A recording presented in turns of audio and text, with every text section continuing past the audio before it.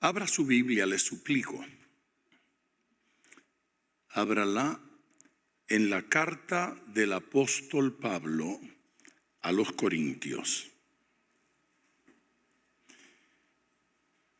Ya se convirtió casi en tradición que yo diga que voy a usar un versículo, pero que voy a leer algo más que ese versículo. En el capítulo 2, quiero leer partiendo del versículo número 6. Sin embargo, hablamos sabiduría entre los que han alcanzado madurez. ¿Yo estoy bien? ¿Dije bien la cita? Sí, ok.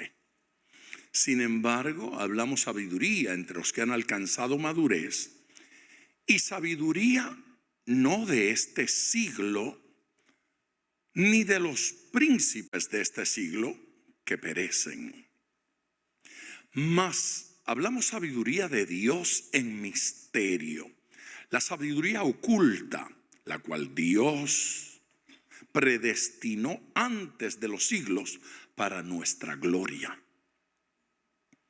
la que ninguna de los príncipes de este siglo conoció, porque si la hubieran conocido, nunca habrían crucificado al Señor de gloria. Antes bien, como está escrito, cosas que ojo no vio, ni oído oyó, ni han subido en corazón de hombre, son las que Dios ha preparado para los que le aman.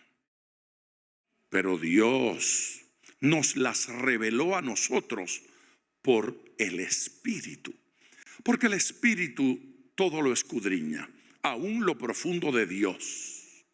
Porque ¿quién de los hombres sabe las cosas del hombre, sino el Espíritu del hombre que está en él?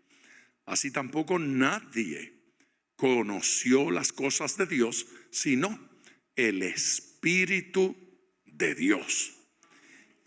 Y nosotros no hemos recibido el espíritu del mundo, sino el Espíritu que proviene de Dios, para que sepamos lo que Dios nos ha concedido, lo cual también hablamos, no con palabras enseñadas por sabiduría humana, sino con las que enseña el Espíritu, acomodando lo espiritual a lo espiritual. Pero el hombre natural, permítame hacer un alto allí. En el original dice, pero el hombre animal. La traducción a menudo lo cambia a natural para evitar la mala interpretación. Alguien pudiese decir que está llamando al inconverso bestia. Esa no es la idea del versículo, esa no es la idea del pasaje. Lo de natural tampoco comunica plenamente lo que dice el original, pero entiéndase de este mundo, conforme a esta naturaleza animal.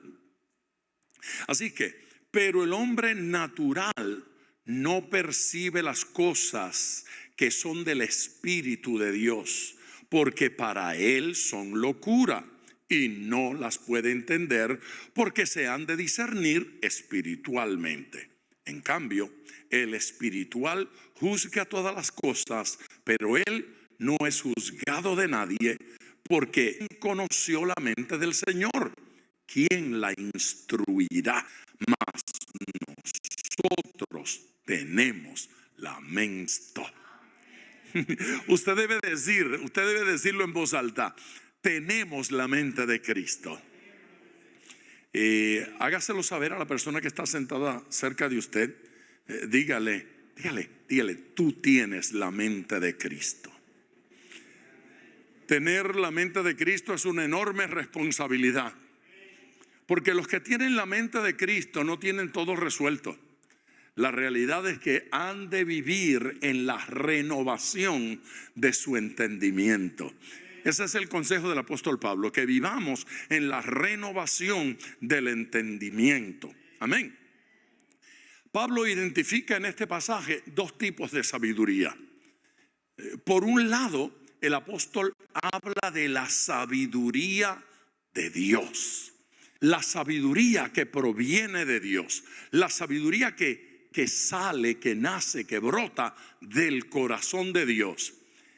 Y del otro, habla de una sabiduría que la identifica como natural, la identifica como animal, la identifica como de este siglo, e incluye a los políticos en ese proyecto. Y yo voy a probar mi punto dentro de un ratito. Esa sabiduría que es de Dios, que es conforme a Dios, es para creyentes espirituales. La sabiduría divina no es para todo el mundo, pues obviamente porque no todo el mundo puede recibir esa sabiduría.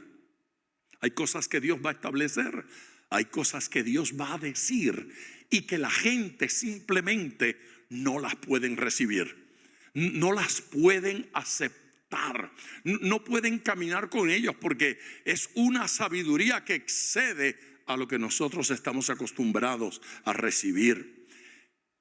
Esa sabiduría que es conforme a los hombres es la sabiduría de la cual habla el mundo. Es la sabiduría que establece este sistema. Es la sabiduría que domina la cultura. Y es la sabiduría que provoca que la gente le dé la espalda a las escrituras, le dé la espalda a lo establecido por Dios, y el rostro, el corazón y su mente a lo establecido por los hombres. Hace diferencia entre aquello que Dios llama importante, aquello que Dios identifica como significativo, como con propósito, y lo cambia por aquellas cosas que le interesan a los seres humanos. Hay otra cosa que debo decir con respecto a eso. Y es que evidentemente el comentario va dirigido a cristianos maduros. Fíjese, volvamos a esa carta a los Corintios. Ya no en el capítulo 2. Mire el capítulo 3 y vea la diferencia que el apóstol Pablo va a hacer dentro de la iglesia. Pablo va a enfatizar que en la iglesia, aún entre los creyentes, hay gente que no logra entender la sabiduría de Dios, porque no se puede acomodar a ella. Es decir, que hay gente que aunque se le explique, deciden continuar viviendo conforme a los valores de este mundo y no conforme a los valores de Dios. Capítulo 3, versículo 1. De manera que yo, hermanos, no pude hablaros como a espirituales. Pablo establece, hubiese querido, me hubiese gustado, hubiese deseado hablarles como a espirituales, pero no pude. Pregunta: si el apóstol Pablo hablase con cada uno de nosotros, ¿cómo nos hablaría? ¿Nos hablaría como a maduros? ¿Nos hablaría como a gente crecida? ¿Como a gente espiritual? ¿O nos hablaría como a gente carnal? No pude hablaros como a espirituales, sino como a carnales, como a niños en Cristo. Os di a beber leche y no vianda. Es decir, no les di a comer comida sólida, les tuve que dar comida de niños para que la pudieran asimilar, porque aún no erais capaces, ni sois capaces todavía. Permítame hacer un alto allí.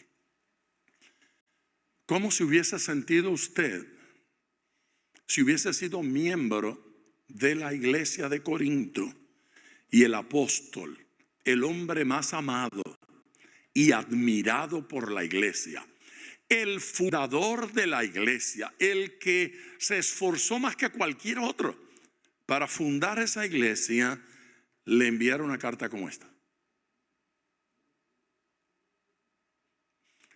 ¿Cómo nos sentiríamos si esta carta se llamara Carta a Capilla del Rey en Miami? Es como para esconderla. Ay, Señor, que no llegue, que no llegue la bendita carta. Escóndanla. Si nos habla de esa manera, a uno le dan ganas de salir corriendo. Pablo, háblenos como a carnales, pero no se lo diga a nadie. Guárdenos secreto. Sigamos leyendo. Porque aún sois carnales. Y Pablo va ahora a probar su punto. Pablo va a mostrar, a evidenciar, a probar el criterio que está utilizando. Pues habiendo entre vosotros celos. Lo voy a preguntar, pero usted no conteste. ¿Hay entre nosotros gente celosa? Aquí celos no es que tiene miedo de que le roben la esposa o el esposo. No es ese tipo de celos. ¿Sí? Es la competencia entre nosotros. ¿Sí? Yo quiero dirigir ese cántico y se lo dieron a Juanita. Alábelo si puede. Yo quiero atender la puerta principal, pero pusieron allí a Roberto. ¿Sí? Cuando salga, yo quiero dar el estudio bíblico. Celos. Yo me merezco cierta posición y cierto reconocimiento. Eso no debe ser un solo de conga, debe ser un solo de bajo o de guitarra o del trombón, que sea. Celos.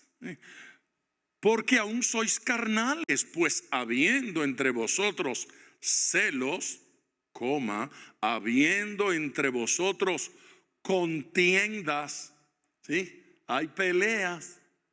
¿Cuántos saben que hay pelea? Pues no le hablo más. Que se trague el micrófono ese. Contiendas, ¿sí? Contiendas entre los hermanos. ¿Cuál es el ministerio más importante? El nuestro, el de mi grupo, ¿no es cierto? Nosotros los que evangelizamos, no. Nosotros los que oramos, no. Nosotros los que adoramos, no. Nosotros los que servimos. ¿Los de la puerta o los del estacionamiento? ¿Quiénes son más? ¿Los que ministramos a los niños o a los jóvenes o a los viejitos? Contiendas. El apóstol Pablo dice que en la iglesia, allá en Corinto, entre los hermanos habían contiendas y disensiones. Y habiendo estas cosas, él pregunta, ¿es carnales?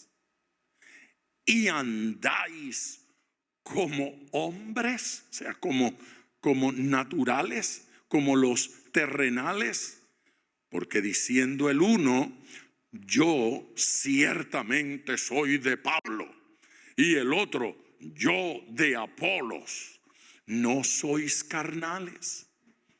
El grupo de Pablo decía que Apolos era muy joven e inmaduro. El grupo de Apolos decía que Pablo era muy viejo, estaba medio enfermo, además era muy peleón. No estoy hablando de mí, estoy hablando de Pablo, de la Biblia. Otro Pablo. Pablo tenía fama de que por carta era fuerte, pero que cuando estaba cara a cara se ponía blandengue.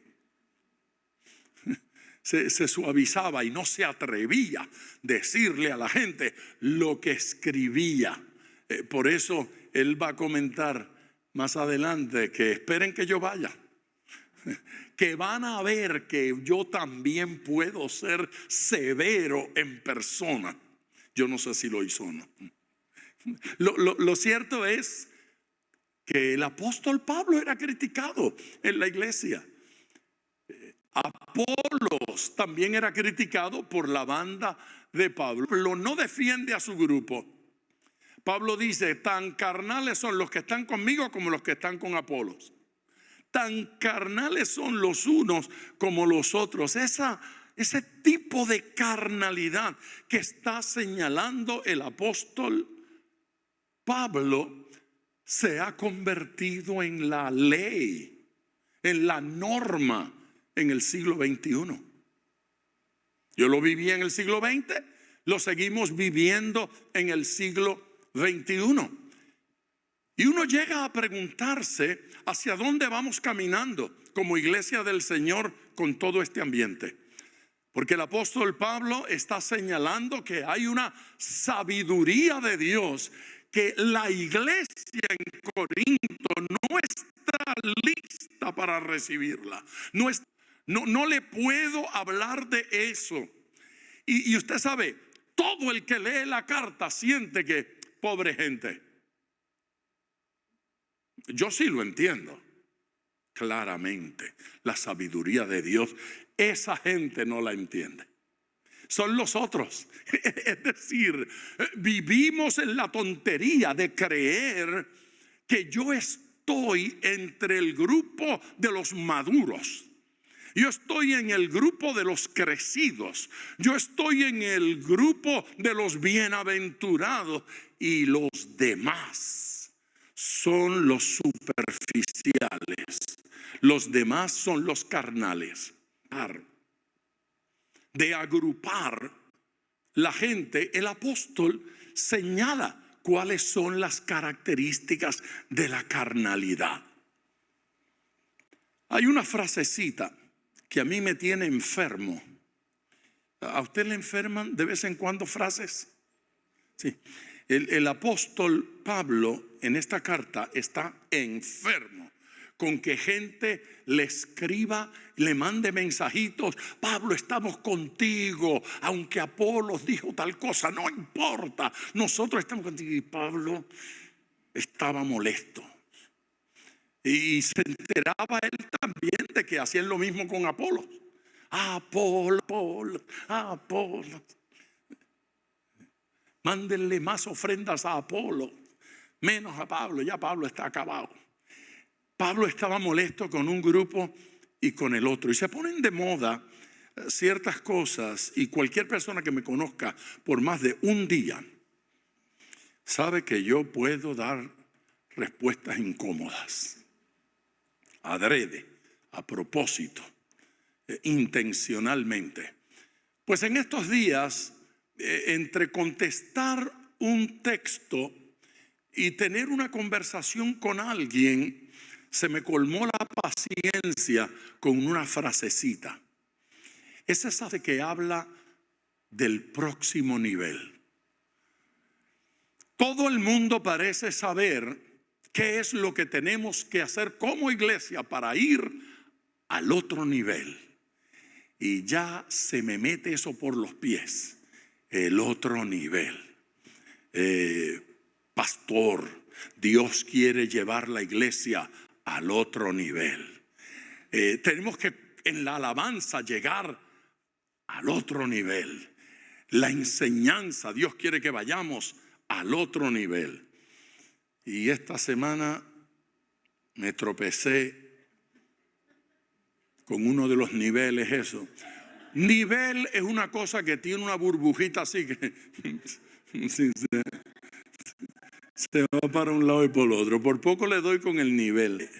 Me estuvo, el que me escribió me habló de la pantalla, que necesitamos, hermanos, si quieren ir al otro nivel en la alabanza, hay que meterse en una pantalla LED.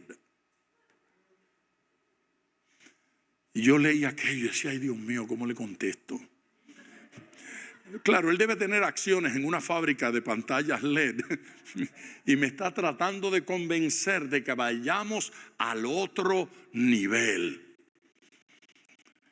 Y yo no sabía cómo contestarle, porque yo le decía, le voy a mandar la pantalla esa que acabamos de comprar y le voy a decir, mira, aquí está la pantalla y nos quedamos en el mismo nivel.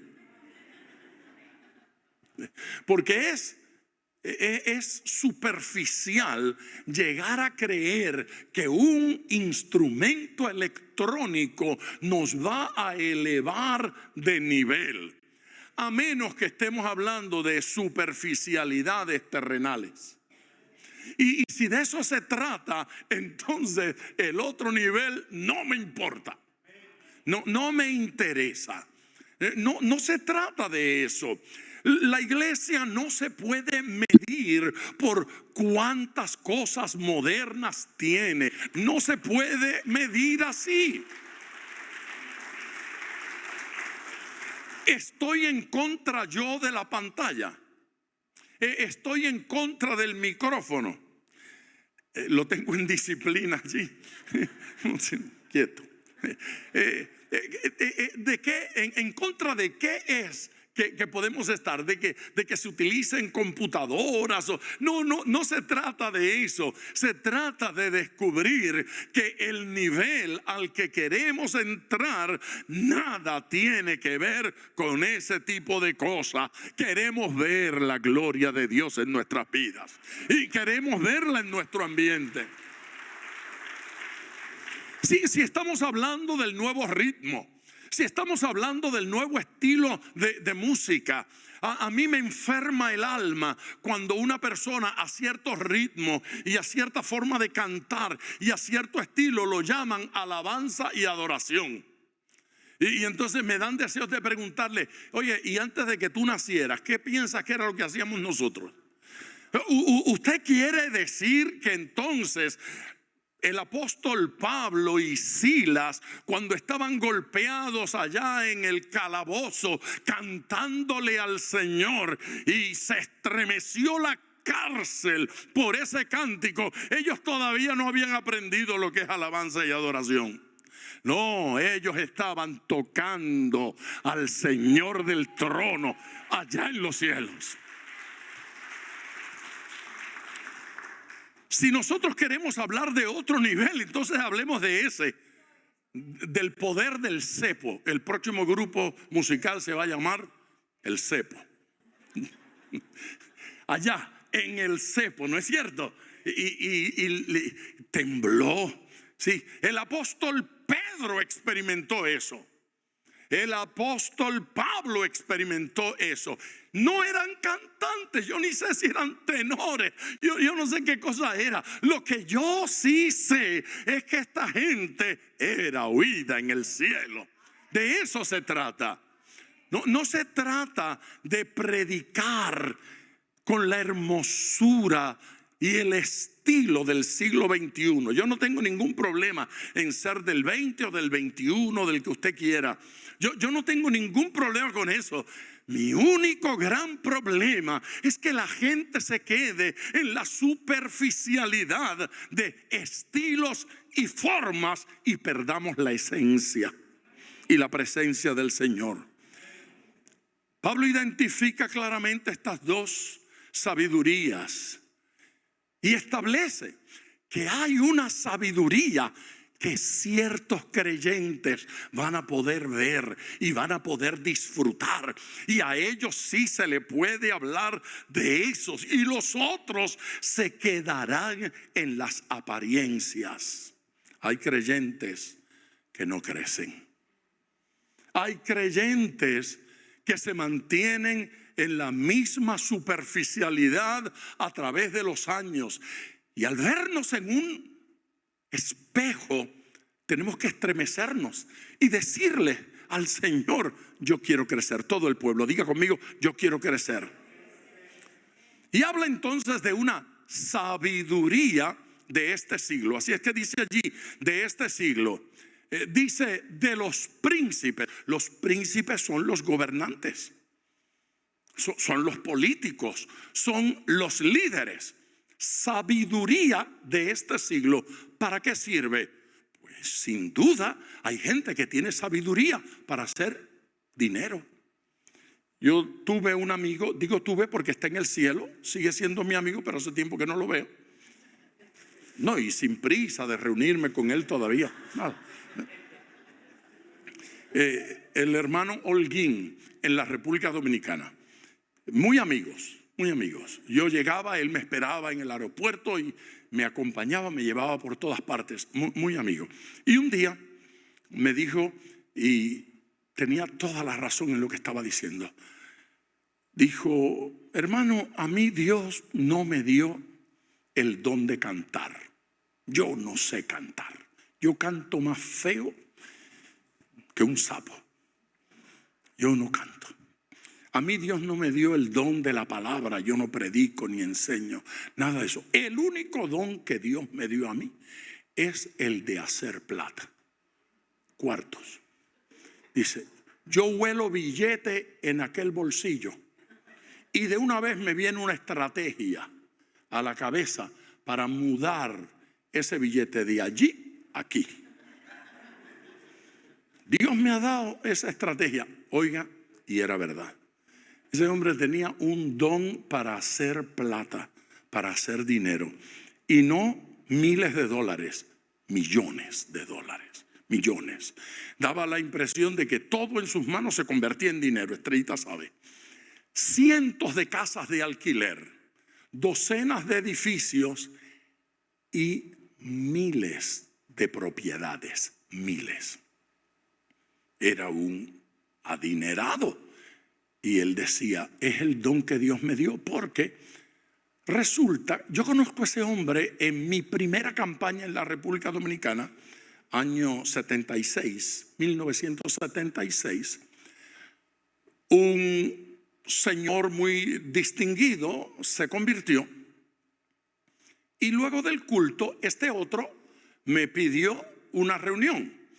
Y me manifestó que le estaba muy agradecido porque aquel que se había convertido era su amigo de la infancia, de la niñez. Mi amigo. Yo lo traje por primera vez a la iglesia y se acaba de convertir. Y él estaba tan contento porque era su mejor amigo desde que eran niños. Y me contó la historia. Lustrábamos zapatos por las calles de Santo Domingo. Con una cajita de esa, un limpiabotas. Íbamos por las calles ofreciendo brillo para los zapatos, él y yo. Y vendían, le daban unas parcelitas de terreno a la gente más pobre y se las vendían en un chele. Un centavo era lo que usted daba. Y a él se le ocurrió ver si le podían dar una y la consiguió. Le dieron una parcelita. Comenzó a recoger alambre, trocitos de madera, clavos, los enderezaba con una piedra, clavó 4 estacas, amarró los alambres, hizo una cerca. Ahora tenía la parcelita cercada, ya valía un poco más. Clavó otras 4 estacas. Y entre pedacitos de madera y pedazos de latón fue construyendo las 4 paredes y le hizo una puerta y le puso un techo de plástico. Usted ha visto esas comunidades con los techitos de plástico. Bueno, él hizo una y contaba él que ellos dos viéndola dijeron, la verdad es que nosotros somos 2 infelices. Mira la basura que hemos hecho. Y dice, pero apareció uno más infeliz que yo y me ofreció comprármela y se la vendí, dice, y luego hacer la gestión para conseguir otra parcelita a nombre del otro, y la consiguió. Pero se le ocurrió una idea, divídela en 2 y vamos a hacer 2 chocitas. Y con el dinero de la primera compró su primer martillo. Y ahora ya no enderezaba los clavos con una piedra, sino con un martillo. Compadre, hay que trabajar. Sí, la gente quiere hacerse rico vagueando. Él trabajó. Y una vez vendidas las nuevas 2 chozas, conversaron entre ellos y dijeron, los dos no nos podemos quedar brutos. Uno de nosotros dos tiene que estudiar y el otro que siga haciendo billete. Bueno, pues vete tú a estudiar. Y el otro dijo, no, vete tú. Yo sigo en la calle y tú vas a estudiar. No, vamos a la suerte. Lo echaron a la suerte y salió que el otro era el que iba a estudiar. Y él se quedó entonces haciendo plata. Dice así que hasta el día de hoy, aquel estudió, yo me quedé bruto. Aquel es empleado y yo hago plata. Su amigo llegó a ser el banquero que le recibía su dinero y se lo administraba. Pero no era salvo. En esa campaña se convirtió. Ese hombre identificaba su capacidad para hacer dinero como un don de Dios. Porque Dios le da dones a la gente. Solo que los otros pensaron que ese dinero era para pasear por Europa, para conocer el mundo. Y Holguín pensó que Dios le estaba dando dinero para financiar la obra del Señor.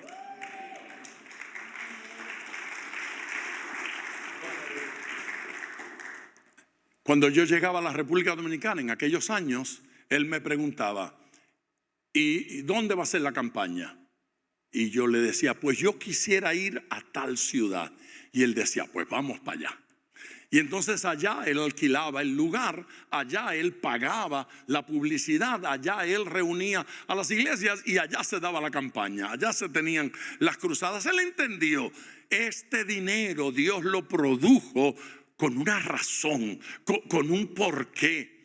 La diferencia entre ese hombre y el hombre natural es que el hombre natural se quedó en esa sabiduría terrenal, que no sabe para qué Dios le dio vida, no saben para qué Dios los tiene aquí. Y si una cosa tenemos que descubrir usted y yo, es que Dios tiene un propósito con nuestras vidas. Démosle gloria al Señor. Allí dice que los príncipes de la tierra perecen.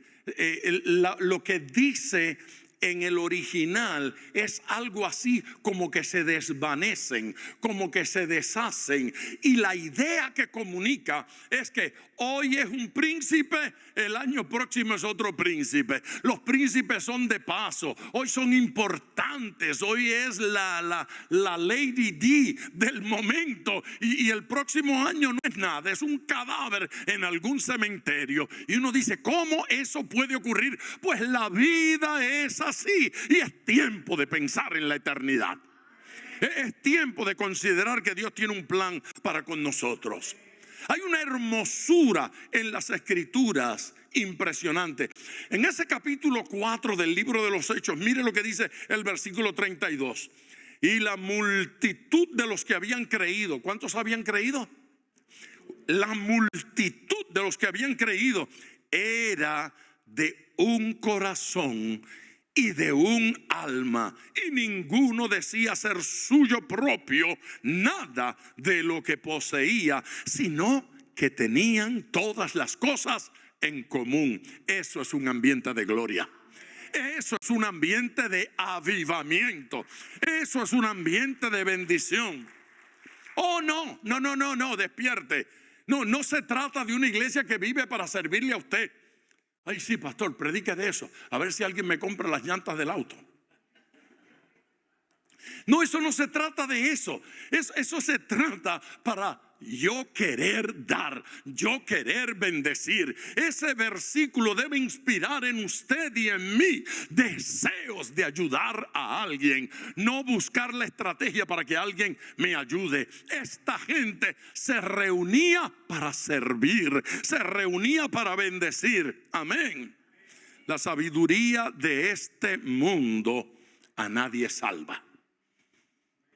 La estrategia para ser famoso, la estrategia para ser influyente, la estrategia para tener propiedades no salva. no transforma nuestra vida y no habla de eternidad. El mundo no conoció la sabiduría de Dios. El mundo no la recibió. ¿Sí? De haberlo conocido, no lo hubiesen crucificado. Ese es el mensaje del apóstol. No lo hubiesen crucificado, no hubiesen asesinado, no hubiesen crucificado al Señor de la gloria. Y eso de el Señor de la gloria es el Señor que tiene la misma gloria que el Padre, el Señor que comparte la misma gloria que el Espíritu Santo. No asesinaron a cualquiera, asesinaron al Dios glorioso. Se lo enviaron y lo rechazaron. ¿Por qué lo rechazaron? ¿Por qué la gente rechaza a Dios? ¿Por qué le dieron la espalda a Jesús? ¿Por qué lo crucificaron? Capítulo 3 de ese mismo libro de los Hechos, el apóstol Pedro predicando, versículo 17. Mas ahora, hermanos, sé que por ignorancia lo habéis hecho. ¿Por qué? En la ignorancia matamos. No, pastor, yo nunca he matado. La Biblia dice que si usted llama raca a un hermano, es culpable de homicidio. Raca es estúpido. Si le digo a un hermano imbécil, estúpido, estoy cometiendo crimen. No le gustó esto a nadie, Es evidente. Ahora, hermanos, sé que por ignorancia lo habéis hecho, como también vuestros gobernantes. Le dijo a ellos ignorantes y a los gobernantes también. Pero Dios ha cumplido así lo que había antes anunciado por boca de todos sus profetas, que su Cristo había de padecer. Así que arrepentíos. ¿Dónde está la solución? Arrepentíos y convertíos, para que sean borrados vuestros pecados, para que vengan de la presencia del Señor tiempos de refrigerio. Bate esas palmas y dé gloria. Con fuerza, iglesia, diga gloria a Dios. Para que vengan de la presencia del Señor tiempos de refrigerio. En nuestra ignorancia de la sabiduría divina, hemos gastado nuestras vidas tratando de hacer plata, tratando de disfrutar, tratando de pasarla bien, tratando de ser importante, tratando de tener cierto reconocimiento, esclavizados a la familia, esclavizados a los amigos, esclavizados a la universidad. Yo no estoy diciendo que hay maldad en eso. Yo estoy diciendo que eso tiene un único propósito, y es darle gloria a Dios. Y si no es así, estamos perdiendo el tiempo. Este mundo tiene muchos criterios culturales que nos rodean, atmósfera que nos obliga a vivir de cierta forma, de cierta manera. Y allí estamos, respondiendo a eso. Hay momentos en los que uno ve a alguien de amigo con alguna persona y de pronto algunas buenas costumbres las comienza a perder. Porque se buscó un amigo, se buscó una amiga, se buscó un compañero que piensa de otra forma. Y hay gente hermosa en la iglesia, valiosa en el Señor, que por ciertas relaciones se desvían y ya no están caminando en la verdad. Y ya Cristo dejó de ser lo más importante para ellos. Y ahora están esclavizados a caprichos de este mundo. ¿Qué autoridad tiene este mundo para decirle a usted qué cosa es lo más importante? ¿Qué autoridad tiene este mundo para decirle a usted en qué va a invertir su conocimiento, su tiempo, su dinero, su vida, sus relaciones? ¿Qué autoridad tiene este mundo que lo único que puede hacer es arrastrarle a la perdición? Yo no quiero mirar la sabiduría de este mundo, me interesa la sabiduría de Dios. Entonces, el apóstol hace uso de un versículo del libro de Isaías, creo que es el capítulo 64, y se dispara esta cita impresionante: cosa que ojo no vio, cosa que oído no oyó, cosa que no ha surgido en corazón de hombre. Eso de que no ha subido al corazón del hombre, que no ha brotado, que no ha aparecido en el corazón del hombre, está diciendo cosa que nadie se imaginó. ¿De qué está hablando? Es impresionante oír a tantos predicadores que agarran ese versículo y comienzan a hablar de las calles de oro. Cosas que ojo no vio, ni oído oyó, ni han surgido. Y entonces de una vez, el cielo, aleluya, Dios tiene para usted mansiones celestiales. Y uno comienza a fantasear cuando llegue al cielo. El aire acondicionado allá no tumbará. No tendré que pagar alquiler. Me transportaré con el pensamiento hacia ahí estoy, en la China. Yo no sé si esa cosa es así. Júpiter, ahí estoy. Saturno, montado en uno de los anillos. Ese es el que tiene anillo. No que quiero equivocarme yo, que me caigo. ¿Quién me recogerá? No es cierto. Y andan fantaseando con todas las tonterías esas que quieren vivir, quieren experimentar. Plutón, allá ya no es planeta. ¿Qué importa? Lo que sea, voy para Plutón.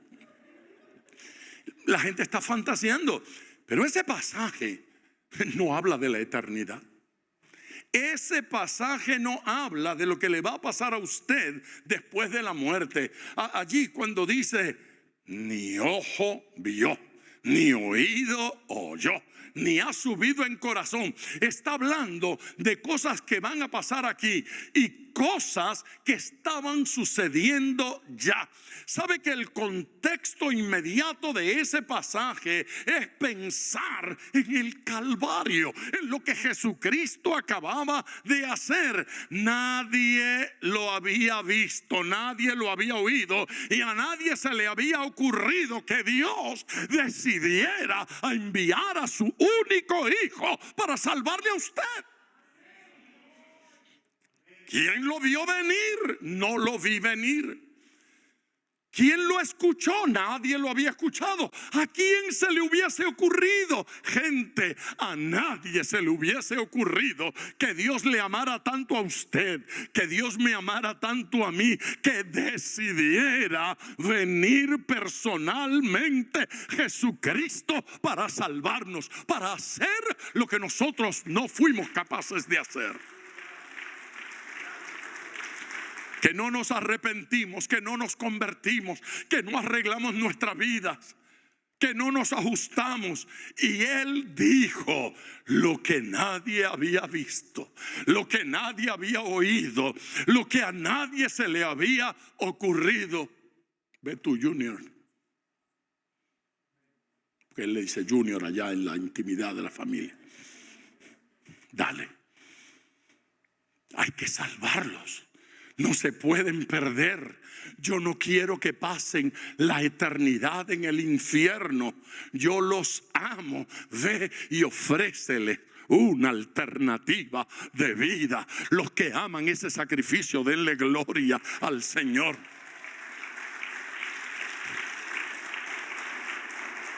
El Calvario lo supera todo. cualquier cosa que usted aprendió, oyó o se imaginó, el amor de Cristo lo supera todo. No hay nada más valioso que podamos recibir sino Él. Cosa inaudita. Inaudita es asombrosa. El Señor nos está diciendo en su palabra: lo que sucedió en el Calvario es asombroso, y lo que tengo para ti aquí en la tierra sigue siendo asombroso. Pastor, pues yo no veo nada asombroso en mi vida. Tiene que entrar en la sabiduría de Dios. Es inefable. Inefable es una palabra que ya la iglesia no la usa. Pero antes, años atrás, en los escritos de los hermanos, en los himnos, se le cantaba a lo inefable. Hoy le entienden mejor el sancocho prieto que lo inefable. ¿Qué cosa es inefable? Inefable es algo que no puede ser expresado en palabras. Inefable es mirar al Calvario y decir: no logro explicar cuánto me amó. No logro explicar cuánto se sacrificó por mí. No tengo manera de traducir a palabras ese amor de Dios. No puede ser expresado. No hay manera de comunicarlo. Hay que mirar al Calvario y dar gracias por el amor de Dios. Alguien que lo alabe.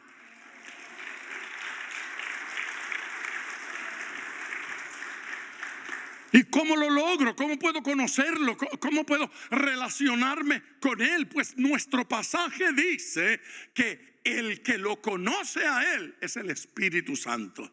Y dice: como el que sabe sus interioridades es su Espíritu. Pues el Espíritu de Dios es el que lo da a conocer. Tenemos que relacionarnos con Él. Entre estas cosas que ojo no vio, ni oído oyó, ni han surgido en la imaginación, en la mente de ningún ser humano, hay un plan maravilloso de Dios para usted.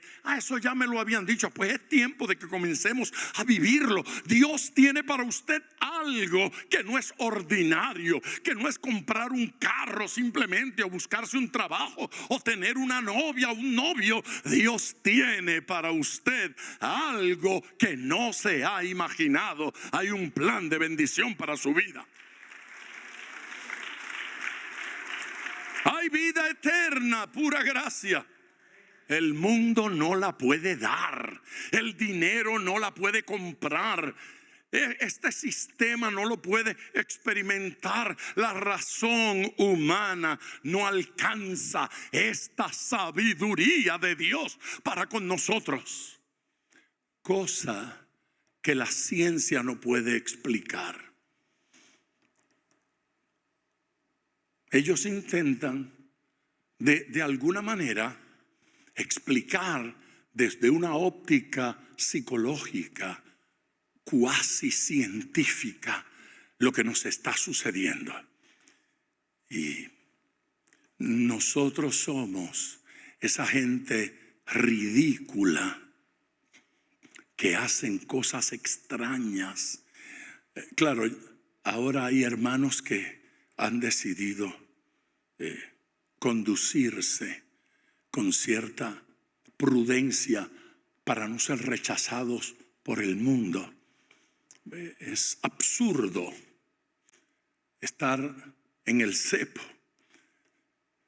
allá en un sótano, escondidos en una celda, a medianoche, todos golpeados, y en lugar de quejarse, de maldecir, están cantando: qué gente tan ridícula, Qué gente tan absurda cantando en el dolor. El mundo no puede entender esto.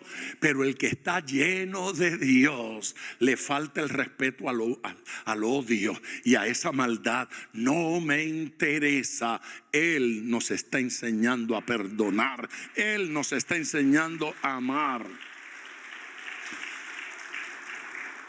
Lo que Dios ha dicho se sostiene. Diga amén.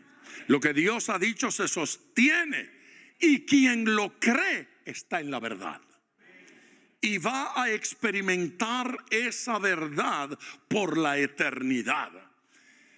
Seguir buscando razones científicas para explicar la creación del universo sigue siendo absurdo y ridículo. Mientras más estudian el universo, más grande descubren que es. Y lo único que descubren es cuán grande es mi Dios.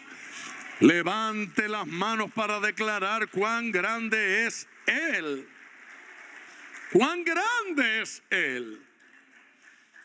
Miramos nuestro pasado cargado de pecado, cargado de desobediencia, cargado de superficialidad, y nos preguntamos, ¿qué debo hacer? Pues debo conectarme con Él. Yo quiero leer un último versículo para dejarles. Está en Eclesiastés. Todo parece indicar que fue escrito por Salomón, el hijo de David, el rey. Capítulo 3 de Eclesiastés y versículo número 11. Escuche esta belleza. Todo lo hizo hermoso en su tiempo. Esto no lo está escribiendo un ignorante. Mire, cuando uno piensa en la sabiduría de Dios y ve, me gusta ese Salmo 139. Yo disfruto ir a los salmos y encontrar a gente sabia diciendo cosas acerca de Dios, como ¿quién puede medir el mar ahí en la mano, en el hueco de la mano? Solo Él. ¿Quién puede medir los cielos en la palma? A mí me impresiona eso. ¿Quién estaba allí cuando Dios estaba creando el universo? Son conceptos adelantados a esos tiempos. Adelantados. Ya ellos estaban conscientes de el poder y la inmensidad de la creación divina, de la creación de Dios. Todo lo hizo hermoso en su tiempo y ha puesto eternidad en el corazón de ellos. Mire, si usted quiere encontrar en la Biblia y en la sociedad una evidencia, una muestra de qué cosa significa eso, de que Dios nos creó a su imagen y semejanza, lea esto.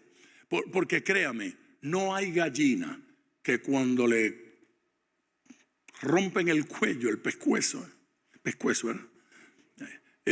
Piense que va a la presencia de Dios.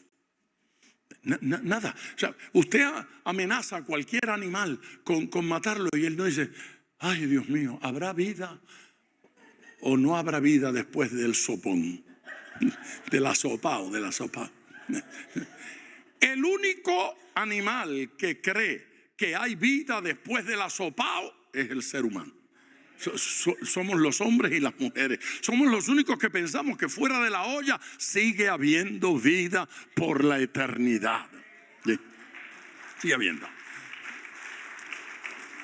Y eso tiene una sola razón de ser, y la única razón de ser es que aquí el sabio Salomón, y este sí sabía de ciencia, dijo: Dios puso eternidad en la conciencia. Tenemos conciencia de eternidad. Tenemos conciencia de más allá. Ni mineral, ni vegetal, ni animal alguna vez pensó en Dios. Usted no ha encontrado nunca un grupo de simios adorando. Gloria a Dios, aleluya. Gloria a Dios, aleluya, gloria a Dios, aleluya. Eso no ocurre, pero usted va a la tribu más remota, en la selva más escondida del mundo, y son cultura porque primero fue culto. Primero identifican a Dios y luego se rodean para adorar a ese Dios. Llevan en su corazón, aunque no entiendan la revelación, aunque no tengan una Biblia, aunque nunca les hayan predicado, acá adentro ellos están conscientes de que hay un más allá. Y todos conversan sobre qué pasa después que morimos. ¿Sabe que no hay tribus ateas? ¿Sabe que el ateísmo es privativo de gente que lee? A otro que les explicó: mira, te tengo que explicar que eso que tú sientes no lo sientes. Oh, yo creía que yo sentía lo que siento. No, tú eres ateo. Oh, qué maravilla, descubrí el ateísmo. Vamos hacia atrás. ¿Cuándo vamos a entender esta poderosa declaración? Dios ha puesto eternidad en el corazón de ellos, amén, de ellos todos, sin que alcance el hombre a entender la obra que ha hecho Dios desde el principio hasta el fin. No lo entienden, no lo captan, ¿sí? No les ha sido explicado, no recibieron la revelación, pero allí está la poderosa realidad. Dios allá en la conciencia le dice: yo soy real, yo te creé para mí, para que me sirvas, para que pases la eternidad conmigo. Y nos tiene que llegar el mensaje de Jesucristo. El Hijo de Dios vino a este mundo a resolver el enredo que nosotros habíamos armado. Hay salvación para todo aquel que recibe a Cristo, para todo aquel que le entrega su corazón.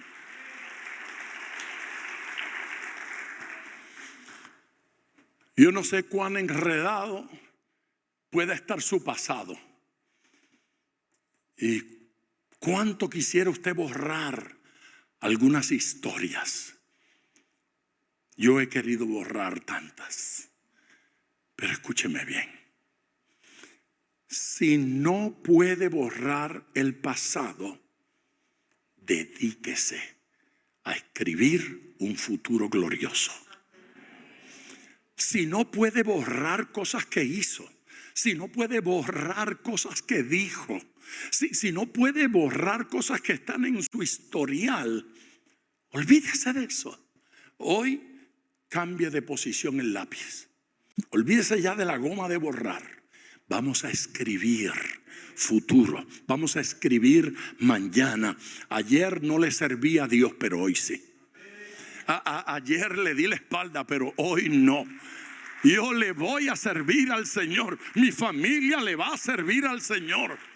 Ayer estaba apagado, pero hoy quiero vivir lleno del fuego del Espíritu Santo. Quiero asegurarme que mi futuro esté ligado a Dios permanentemente.